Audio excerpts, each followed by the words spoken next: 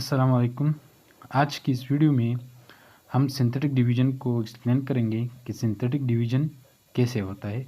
तो synthetic division को explain करने के लिए मैं आपके सामने एक दो क्वेश्चन रखता हूँ। पहला क्वेश्चन ये है कि why we use synthetic division and second one when we use the synthetic division. मतलब सिंथेटिक डिवीज़न हम क्यों इस्तेमाल कर रहे होते हैं, क्योंकि हमारे पास सिंथेटिक डिवीज़न के अलावा और भी डिवीज़न के मेथड है जिससे हम क्या कर सकते हैं, डिवीज़न कर सकते हैं। तो ये सिंथेटिक डिवीज़न का या सिंथेटिक डिवीज़न का मेथड हम क्यों यूज़ करते हैं, ठीक है। और सेकंड क्वेश्चन ये है कि व्हेन हम सिंथेटिक डिवीज़न कब यूज़ करेंगे। इसके साथ अगर मैं एक और लफ्ज़ यूज़ करूँ, एप्लीकेबल, यानी सिंथेटिक डिवीज़न एप्लीकेबल कब होगा, ये मेथड हम कब यूज़ कर सकते हैं। तो वाई की तरफ आता हूँ कि हम क्यों यूज़ करते हैं।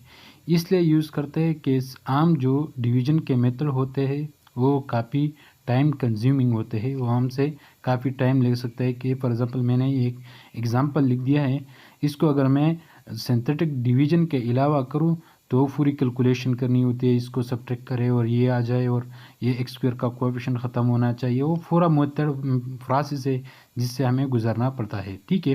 तो इस प्रोसेस से बचने के लिए, टाइम को बचत करने के लिए हम सिंथेटिक डिवीज़न यूज़ करते हैं। अब सेकंड क्वेश्चन की तरफ आता हूँ कि व्हेन या are applicable synthetic division, when we use synthetic division या सिंथेटिक डिवीज़न एप्लीकेबल कब होता है। तो याद रखें, सिंथेटिक डिवीज़न एप्लीकेबल तब होता है जब हमारे पास डिवाइज़र हो, क्या हो, वो लीनियर हो, लीनियर पॉलिनोमियल या लीनियर।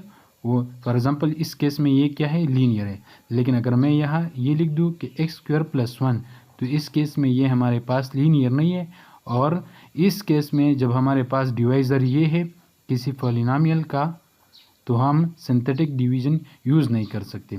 तो ये दो बातें तो क्लियर हुई कि सिंथेटिक डिवीज़न हम तब यूज़ करेंगे जब हमारे पास डिवाइज़र क्या हो, वो लीनियर हो।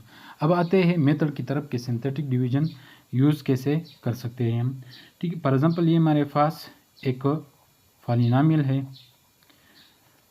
3x³ माइनस 2x² माइनस 150, और हमें कहा गया है कि इसको x माइनस 4 पर क्या करें, डिवाइड करें। अब डिवाइज़र क्या है हमारे पास, यहाँ डिवाइज़र वो लीनियर है, तो हम सिंथेटिक डिवीज़न को यूज़ कर सकते हैं। सिंथेटिक डिवीज़न को यूज़ करने के लिए सबसे पहले हमने ये जो हमें पॉलिनोमियल दिया गया है या जो डिवाइडेंड है, ये डिवाइज़र है और ये हमारे पास डिवाइडेंड है। तो इस डिवाइडेंड के जो कोएफिशिएंट्स है, उस कोएफिशिएंट्स को हमने एक रो में लिखना होता है। 3 इसका ये x³ है, तो x³ का कोएफिशिएंट 3 है और x स्क्वायर का कोएफिशिएंट -2 है। और जो x है उस वो मिसिंग x हो,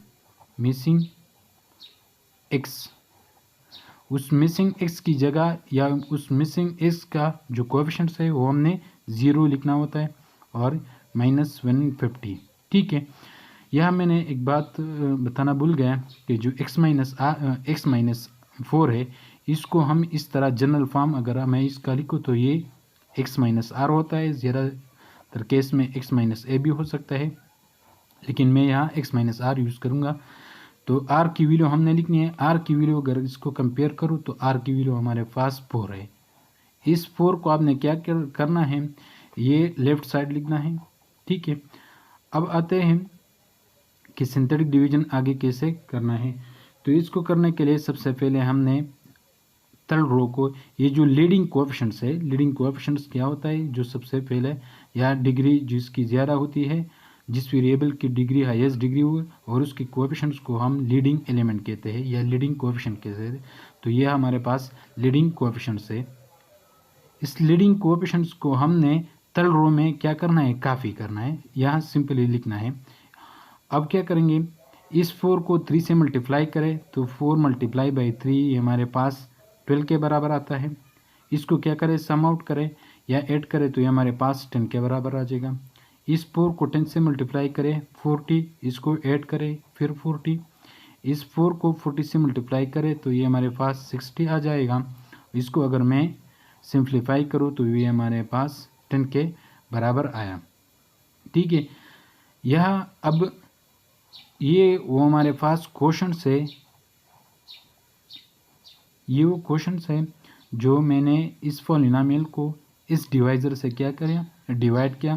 तो इसको लिखने से क्या करना है, मैं यहाँ 3 लिखूँगा। अब यहाँ अगर आप देखें तो ये एक्स क्यूब था, मैं यहाँ एक्स स्क्वायर लिखूँगा। ठीक है, प्लस 10x प्लस 40, ये हमारे पास क्या है, वो क्वेश्चंस आया। और रिमाइंडर हमारे पास क्या है, ये रिमाइंडर आया। इसको अगर मैं लिखूँ कि 3x cube minus 2x square minus 150, इसको जब मैं x माइनस 4 पर डिवाइड करूँ तो क्वेश्चंस हमारे पास ये 3x square plus 10x plus 40 और रिमाइंडर हमारे पास आ जाएगा, रिमाइंडर 10 के बराबर आ जाएगा। तो ये था सिंथेटिक डिवीजन जो हमने एक्सप्लेन किया कि कब यूज़ करेंगे, क्यों यूज़ करते हैं और इसका तरीक़ाकार क्या है।